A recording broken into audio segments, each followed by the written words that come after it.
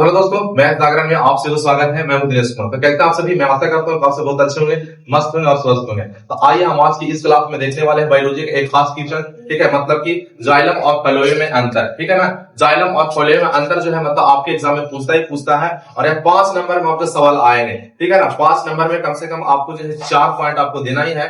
जब तक आप 4 पॉइंट नहीं दोगे तब तक आप 5 नंबर का हो सकती हासिल नहीं हो सकता है। तो आइए आज के हम इस क्लास में बहुत ही बेहतरीन ढंग से इसको बताने की कोशिश करेंगे।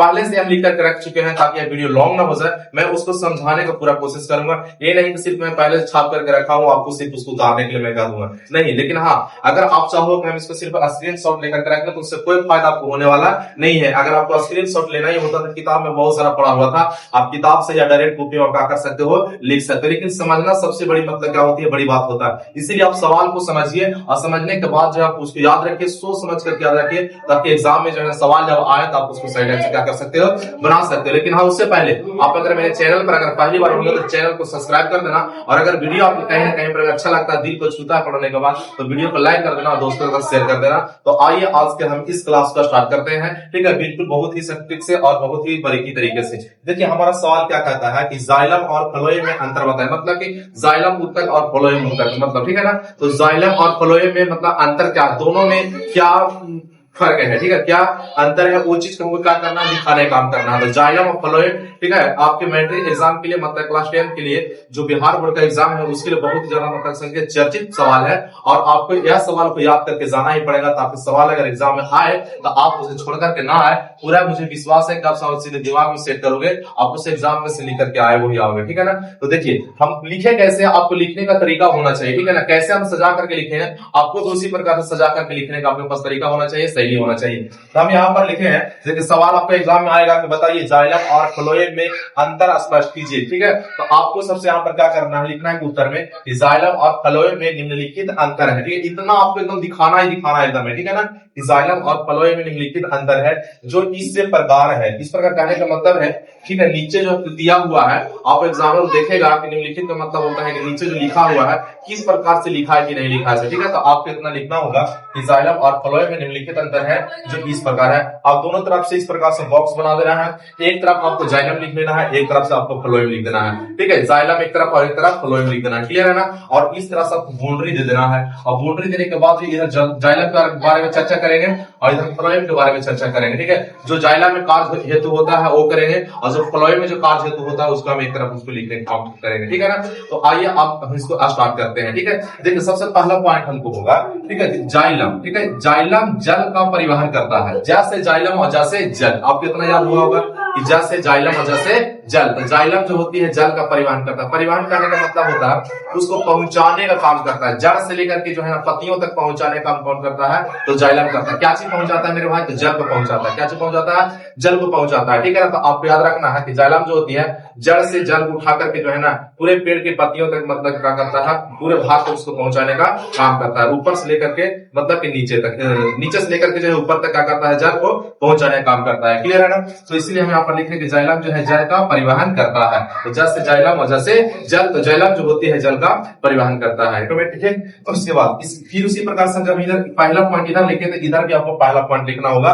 फ्लोएम में क्या विशेषता है, तो फ्लोएम जो होती है खाद्य पदार्थों का परिवहन करता है। खाद्य पदार्थ कहने का मतलब है कि जो भोजन जो बनती है उस भोजन को जो है परिवहन करने का काम करता है। ठीक है ना। और पेड़ पौधा में जितने भी पत्तियां हैं उन सभी पत्तियों तक जो है पेड़ पौधे क्या करता है, तो भोज पदार्थ को पहुंचाने का काम करता है, खाद्य पदार्थों को पहुंचाने का काम करता है, ताकि ठीक है पेड़ की जो पत्तियां जो है भोजन कर सके, पेड़ पौधा भोजन कर सकता है। ठीक है ना। तो ये हमारा पहला क्या हो गया, मतलब कि अंतर हो गया। ठीक है, कि जाइलम जो है जल का परिवहन करता है और फ्लोएम जो है खाद्य पदार्थों का परिवहन करता है। किसका, खाद्य पदार्थों का। आप सिंपल तरीके में कह सकते हो कि फ्लोएम जो है भोजन का परिवहन करता है। किसका परिवहन करता है, तो भोजन का परिवहन करता है, ऑटोमेटिक। ठीक है ना, आपको इतना याद होना चाहिए। चलिए सेकेंड पॉइंट हम क्या लिखे हैं कि जाइलम की जो कोशिका होती है मृत होती है। जाइलम को हम लोग मृत ऊतक कहते हैं। क्या बोलते हैं, जाइलम मृत ऊतक होती है। जाइलम जो होता है मरा हुआ होता है, इसी को हम बोलते हैं मरा हुआ। ठीक है, कि जाइलम की जो ऊतकें जो होती है मृत होती है। क्या होती है, मृत होती है। कहने का मतलब है कि मरा हुआ होता है। इसीलिए हम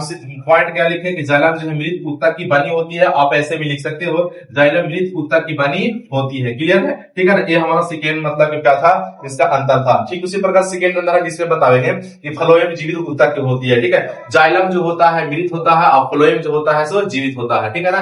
जाइलम जो है, ठीक है, मृत होती है और फ्लोएम जो है सो जीवित होता है। ये हमारा सेकेंड अंतर पर स्पष्ट हो गया, ठीक है ना।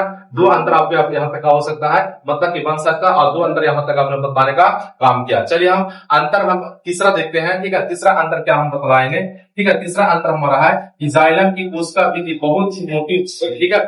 जाइलम की जो कोशिका विधि जो होती है, याद रखना कि पेड़ पौधे का जो कोशिका विधि होता है जी, ठीक है, वो बना होगा सेलुलोज का। जिससे बना होता है सेलुलोज, आपको याद होना चाहिए, ठीक है। तो कोई पूछेगा तो बताइए, ठीक है। पेड़ पौधा की जो कोशिका विधि होती है, मतलब छाल होता है ना, छाल, तो क्या चीज का बना होता है, तो वो बना होता है सेलुलोज का। किसका बना होता है, सेलुलोज का बना होता है, ठीक है ना।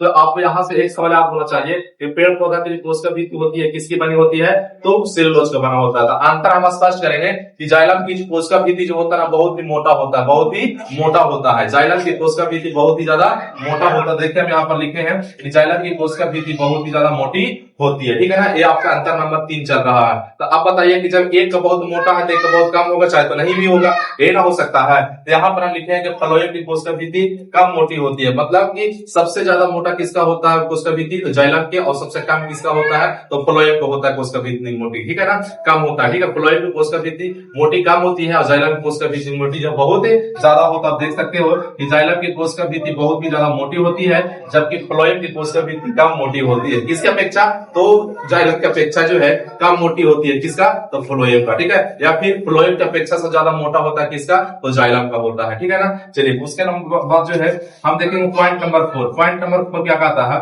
ठीक है। जाइलम को हम लोग दारू भी कहते हैं, क्या बोलते हैं, जाइलम को जो है दारू के भी नाम से जाना जाता है, ठीक है ना। तो आपको इतना भी याद रखना है कि जाइलम उत्तक को जो है ना हम लोग दारू के नाम से जानते हैं, क्या बोलते हैं, दारू भी बोलते हैं, ठीक है। और उसके बाद जो है 4 नंबर इधर हम लिखेंगे, तो फ्लोएम को वास्ट कहा जाता है। क्या कहा जाता है, वास्ट कहा जाता है। फ्लोएम को वास्ट कहते हैं, जाइलम को दारू कहते हैं, फ्लोएम को वास्ट कहते हैं। क्लियर है ना। चलिए उसके बाद जो है हम देखेंगे अंतर नंबर 5। अंतर नंबर 5 कहता है कि जाइलम में संवहन नलिका पाया जाता है। जाइलम में क्या पाई जाती है, संवहन नलिका। क्या पाया जाता है, जाइलम में जो है संवहनीय नलिका पाई जाती है। जाइलम में संवहनीय नलिका पाई जाती है, जबकि जो है हम इधर लिखेंगे 5 नंबर में फ्लोएम में चालनी नलिका पाई जाती है। फ्लोएम में चालनी नलिका पाया जाता है, ठीक है ना। तो आपको इतना याद करके रखना है, ठीक है। एक यहाँ पर और आप लोग बना लेना 6 नंबर पॉइंट में जो हम लिख रहे हैं उसको आपने नोट कर लेना, ठीक है।